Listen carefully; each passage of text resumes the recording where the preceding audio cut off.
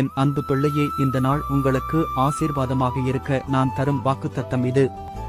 நீங்கள் ஒன்றுக்கும் கவலைப்படாமல் எல்லாவற்றையும் குறித்து உங்கள் விண்ணப்பங்களை சூத்திரத்தோடே கூடிய ஜெபத்தினாலும் வேண்டுதலினாலும் தேவனுக்கு தெரியப்படுத்துங்கள்.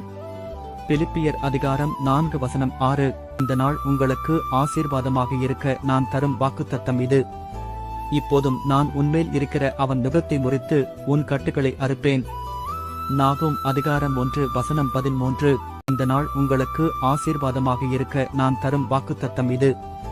நீ பயமின்றி உன் வழியில் நடப்பாய், உன் கால் இடராது. நீ படுக்கும்போது பயப்படாதிருப்பாய், நீ படுத்துக்கொள்ளும் போது உன் நித்திரை இன்பமாயிருக்கும். சடுதியான திகிலும் துஷ்டர்களின் பாழ்கடிப்பும் வரும்போது நீ அஞ்ச வேண்டாம். கர்த்தர் உன் நம்பிக்கையாயிருந்து உன் கால் சிக்கிக் கொள்ளாதபடி காப்பார்.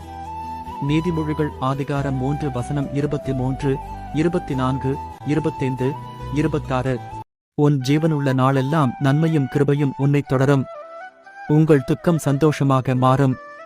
நல்ல மரமெல்லாம் நல்ல கனிகளைக் கொடுக்கும். சகல ஜனங்களைப் பார்க்கிலும் நீ ஆசீர்வதிக்கப்பட்டிருப்பாய்.